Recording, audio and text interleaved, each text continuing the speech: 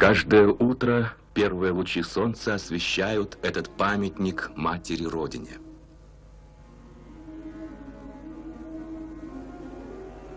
Женщина с мечом в руке как бы оберегает покой трудового дня,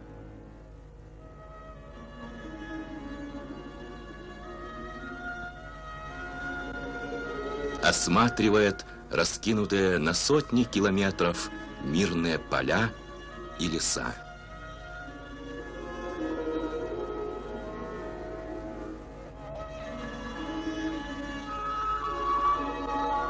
В ней образ каждой матери. Наши матери, сильные, добрые, воспитывают, растят детей своих для счастья, для любви, для жизни, для труда. Мать, Родина. Эти слова для нас едины. Мы воспеваем их в своих песнях, охраняем в мирные дни и защищаем от захватчиков в грозные годы войны. Родина издревле благодарна подвигам сыновей своих и гордится преданностью, любовью их. Родина помнит все, помнит всех.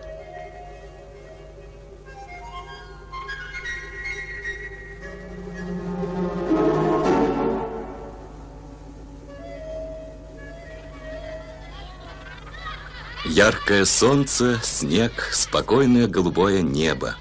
Природа пробуждается от долгой зимы. Она еще под спудом снега. Детвора после долгой зимы высыпала на улицу. Все радуются приближению весны. Природа, люди. Ласковое солнышко, как бы улыбаясь, здоровается с землей, с людьми.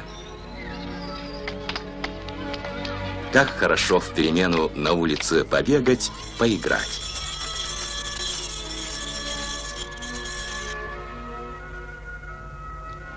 Третий класс 8-летней школы имени героя Попова. Учительница Мария Петровна Попова. До войны сюда, в Сымах, они приходили в школу, все ребята и Халаса. Это в 7 километрах отсюда. А здесь был центр колхоза «Октябрь», и здесь же была школа.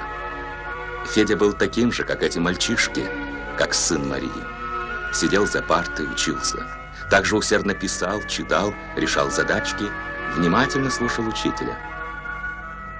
Ходить издалека было трудно, особенно зимой, когда очень холодно, и весной, в слякоти половодья.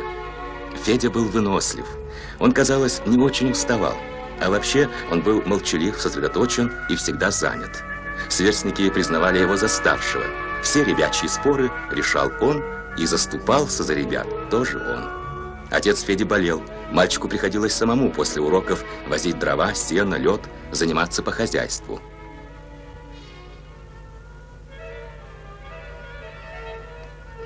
Это музей Федора Попова в его родной школе. Память. Вещи молчат, вещи стоят, а мне кажется, вещи кричат. Здесь кричит все и во мне. Здесь живет память. Наша память о прошлом. Здесь Федя остался навечно молодым, навечно солдатом в бронзе. Мужчинами не пытаются, а становятся, говорит народная мудрость. Он ушел на фронт юношей. Я остался навечно юным, мужественным, стойким солдатом. С тех пор много воды утекло в родной Лене, но живы тревоги, боль переживания тех лет. Даже эти непоседы своей постоянной ребячей суетой умолкают здесь, становятся серьезнее, добрее. Внимательно разглядывают пожелтевшие документы, фотографии, вещи, которые когда-то служили Феде Попову. Широко открытыми удивленными глазами смотрят ребята на мир, ребята, которые не знают войны, тягот жизни военных лет. Федя тоже был таким мальчиком до войны. Позже Федор окончил курсы учителей ликбеза и стал обучать грамоте взрослых. Очень серьезно относился к работе, был старательным работником. Трудолюбивого, дисциплинированного и сметливого 19-летнего паренька заметили и выдвинули бригадиром полеводческой бригады родного колхоза «Октябрь». Это высокое доверие земляков обрадовало, и он стал еще требовательнее к себе, к работе. Бригада, руководимая им, стала передовой в колхозе.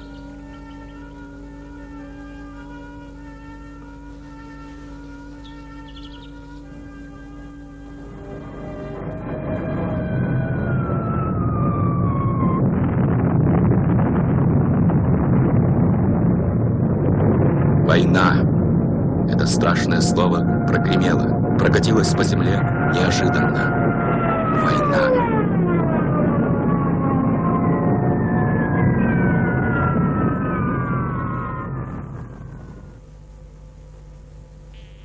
Жизнь пошла по-иному. Из колхоза большая часть мужчин ушла на фронт. Федя стал суровее, замкнутее. Организовал всех на работу. Вышли в основном подростки, женщины и старики.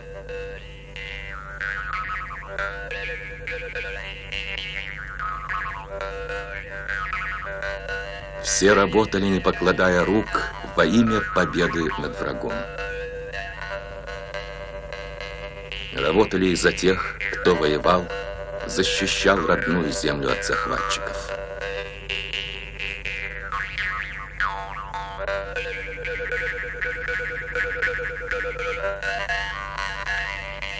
В редкие часы отдыха Федя с товарищами стал изучать русскую разговорную речь.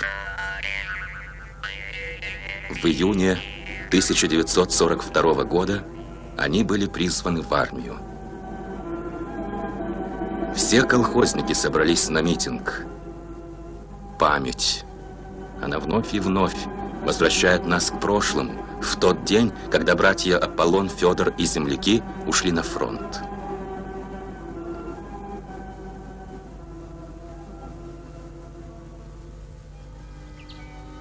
Немногие вернулись с той войны. В свои 20 с немногим лет они ничего не успели. Не успели окончить техникумы, институты, наслушаться вслазь Аланхо, расти скот, летом сенокос, наработаться до ломоты в костях, а в белые ночи слушать пение жаворонка, щебетание птиц, шепот леса, журчание воды. Далеко от дома в Сибири и на бескрайних равнинах России, на военном обучении на фронте, Федя думал, мечтал о жизни далекой, мирной, писал о радости труда, какой жизнь будет после войны. В письмах близким, родным вселял надежду, согревал и в холод, и в голод.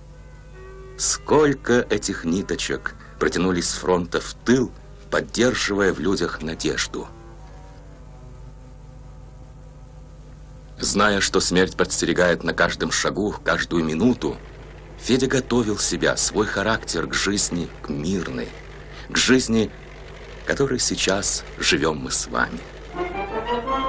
Он хотел вернуться в свою родную Якутию, в свой колхоз.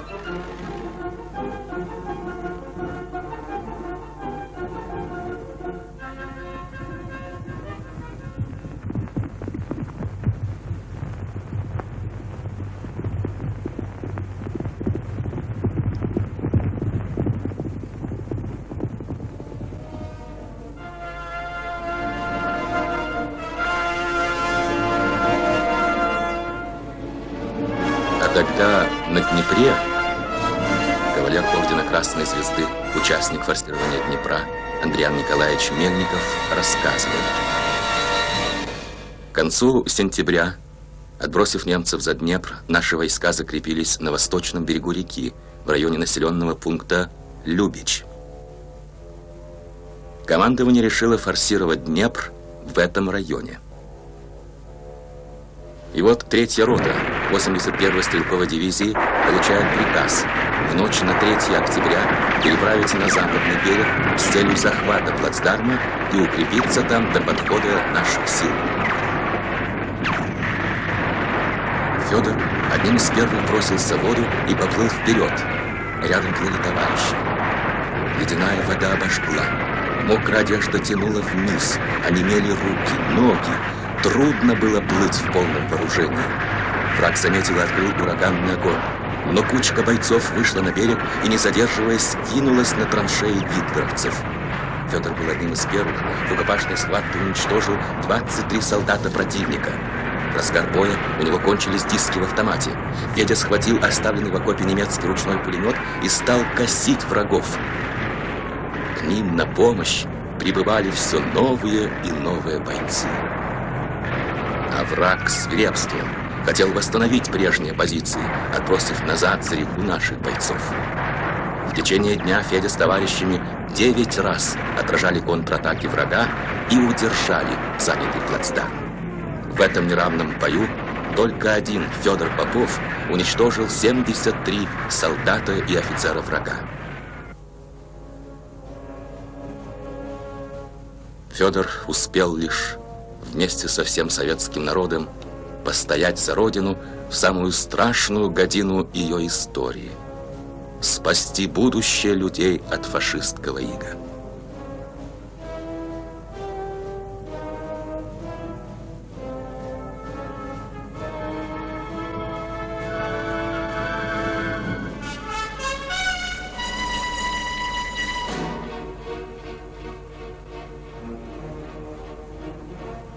Герой Советского Союза Федор Попов закончил войну в строю. Фашистских захватчиков громили танки «Герой Федор Попов», построенные на средства, собранные его земляками. Пионеры и учителя Деражецкой 8-летней школы создали при школе музей народной славы. Большинство экспонатов и материалов посвящено здесь битве советских воинов за Днепр, воскрешают в памяти посетителей незабываемые октябрьские дни 1943 года, когда наши полки и дивизии ломали восточный оборонительный вал гитлеровцев. Вот они, кто грудью своей заслонил, отстоял честь отчизны на Днепре.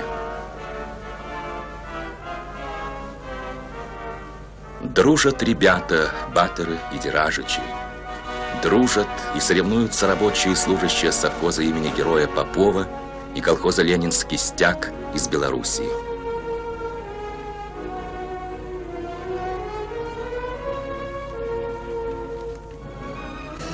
Есть улица Попова в деревне Деражичи в Белоруссии. Есть улица Героя в столице Якутской республики в городе Якутске. Имя его носит родная школа. Имя его носит совхоз в его родном районе. К морскому порту Тикси приписан сухогрузный красавец-теплоход Федор Попов.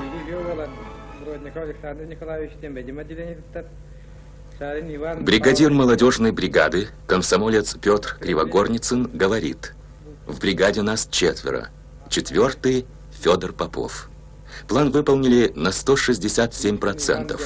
В 9-й пятилетке прибыль нашего совхоза имени Героя Попова составила 2 миллиона 349 тысяч рублей. Лучшим производственникам, победителям в социалистическом соревновании присвоено звание лауреатов премии Героя Попова. Федор с нами в нашей жизни.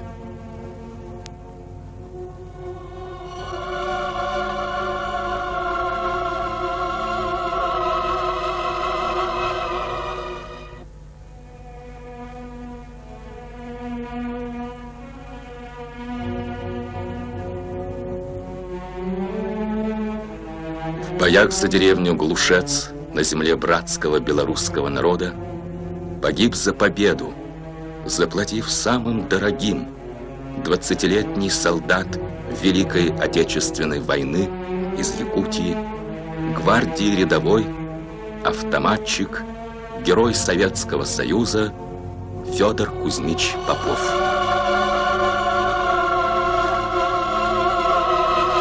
С берегов далекой Лены приехала к Днепру поклониться праху родного брата Мария Кузьминишна Попова-Сергучева.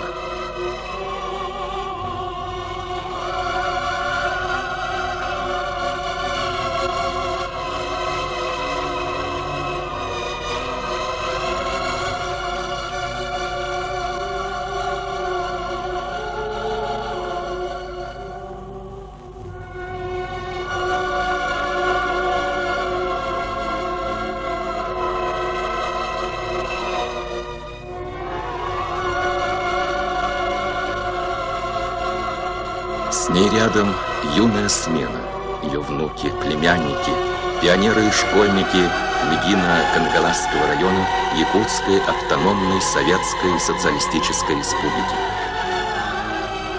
В вечном братском объятии лежат над кручей седого Днепра 8 братьев, 8 героев Советского Союза. Свято чтут светлую память о них жители Деражичей, Бывалек и других сел колхоза «Ленинский стяг» Белорусской Советской Социалистической Республики.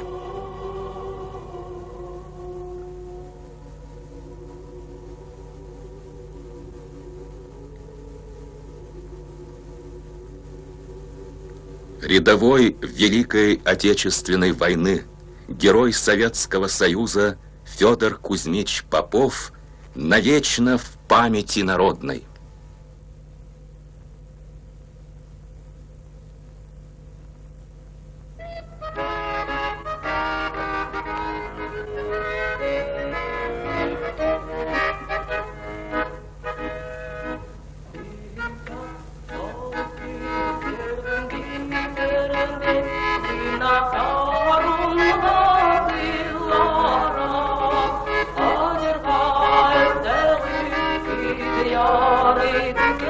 On